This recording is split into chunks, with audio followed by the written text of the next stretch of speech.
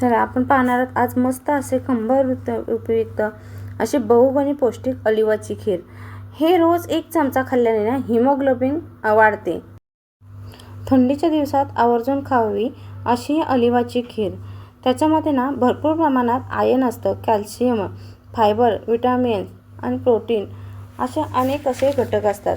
त्यामुळे ही थंडीच्या दिवसात जेणेकरून आपल्या घरी बाळंतीण कोण असेल ना त्याला आवर्जून दिली जाते अशी आपण आज ऑलिव्हची खीर पाहणार आहोत। तर चला आपण व्हिडिओला सुरुवात करूया। ही इथं आहेत ऑलिव्ह तुम्ही 1 चमचा रोज जरी पाण्यामध्ये रात्रीचं भिजत ठेवले, सकाळी दुधामध्ये थोड्याशा गरम दुधामध्ये उकळून घेतले आणि ते जरी प्यायले ना इतके शरीरासाठी साधारण आपल्याला 1 ते अर्धा तास आपण खीर करायच्या आधी भिजवून घ्यायचे असतात। पाण्यात घातले ना की छान असे उमळून फुलून वर येतात आणि हे असे पातळसर होतात। आता इथे 1 लिटर दूध घेतला होता मी, थोडाफार आटवून घेतला होता।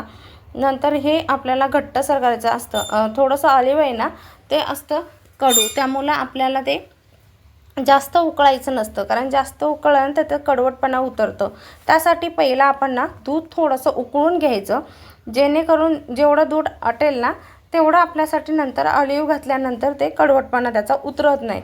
इतकं भारी अशी खीर तयार होते। हे आपल्याला थोड्या प्रमाणामध्ये जरी करायची असेल ना तर सांगू का, रात्रीचं ऑलिव्ह भिजायला घालायचं, सकाळी आपण लहान मुलांच्या वाढत्या वयासाठी हे तर खूप उपयुक्तच आहे। तर मुलांचं आता कसं खेळण्याचे दिवस असतात, लहान मुलं आपल्या घरी असतात, थंडीच्या दिवसात आजारी पडतात, तर त्या मुलांसाठी रोज ना थोडी तरी करून दिली सकाळची ना तर खूप अशी फायदेमंद ही खीर आहे। तर मुलांचे हाडे मजबूत करते, त्यामुळे ही खीर आपण आवर्जून आपल्या मुलांच्या जेवणामध्ये ठेवावी। तर ही अशी ही खीर, तर ही आहे ना उकळून घ्यायची आपल्याला थोडा वेळ तरी। आता ही साधारण अर्धा लिटर दूध आहे। ऑलिव्ह मी 2 ते 3 चमचे इतकेच घेतले होते आणि ते फुलल्यानंतर खूप सारा ऑलिव्ह, आणि ज्यावेळेला ऑलिव्ह भिजतो ना त्यावेळेला खूप सारा असा क्वांटिटीमध्ये तयार होतो। हे ऑलिव्ह आपले तयार झालेले आहे। आता गॅस बंद करून घ्यायचं आहे, कारण मस्त असं दूध उकळून कमी झालेलं आहे। आता ह्याच्यामध्ये विलायची पावडर आणि सुंठ पावडर हे मी एकत्र मिक्सरमध्ये वाटून घेतलं। त्याचबरोबर जायफळ मी त्याच्यातच घातलं आणि एकत्र मिक्सरला वाटलं।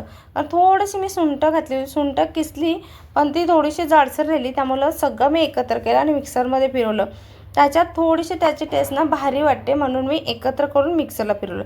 हे थंड केलं ना की पूर्ण थंड करून घ्यायचं, कारण आपल्याला याच्यामध्ये गुळाचा वापर करायचा आहे। गुळाने आणखीन ती पौष्टिक खीर होते, त्यासाठी गुळाचा वापर करायचा आहे। तुम्हाला जर गुळ नसेल वापरायचं, याच्यामध्ये साखर वापरायचं असेल ना तरीही तुम्ही इथे साखर वापरू शकता, पण पूर्ण थंड झाल्याशिवाय इथे आपल्याला गुळाचा वापर करायचा नाही। हे कारण ह्याच्यामध्ये दूध आहे, तर गरम दुधामध्ये ज्यावेळी आपण गुळाचा वापर करतो त्यावेळेला ते दूध फाटतं। त्यामुळे आपण कधीही करताना गूळ हे जो दुधाचा पदार्थ असेल थंड झाल्यानंतर त्याच्यामध्ये गूळ वापरायचा। इथे मी 4 चमचे इतकं गूळ वापरला आहे। तर तुम्ही ना तुम्हाला जर गोड जेवढं हवं ना त्याच्या क्वांटिटीनुसार तुम्ही इथं गूळ वापरू शकता। तर हे मस्तपैकी आपण मिक्स करायचं, थोडा वेळ आपण ठेवून द्यायचं। आता ही खीर आहे ना आपण फ्रीजला जरी ठेवली ना तरी ते आजची उद्याही खाता येते अशी ही खीर आहे, कारण कुठेही खराब होत नाही। पण फ्रीजच्या बाहेर ठेवली ना तर ती खराब होते आणि ही थंड खीरच खायला खूप छान लागते। त्यामुळे गरम दुधापेक्षा ना थंड दुधामध्येच ही खीर ज्यावेळेला आपण पितो ना, एखादी फ्रीजमध्ये ठेवून थोड्या वेळाने काढून ठेवली आणि ती थोडीशी थंड आहे तर ती खूप टेस्टी लागते। तर तुम्हाला ही खीर कशी वाटली, थंडीच्या दिवसात नक्की आवर्जून करा। व्हिडिओ आवडला तर लाईक, शेअर, सबस्क्राईब करायला मात्र विसरू नका। तर हे आहे अशी पौष्टिक अशी बहुगुणी अशी आपली ऑलिव्हची खीर। आणि ज्यांचे कंबरदुखी जास्त असेल ना त्यांनी नक्की ही थंडीच्या दिवसात आता करून पहा। मस्त अशी बासुंदी टाईप आपण ही खीर तयार केलेली आहे, कारण दूध खूप सारं आपण आटवून पहिला घेतला होता, त्यामुळे मस्त अशी दाटसर आपली खीर तयार झालेली आहे। तर ही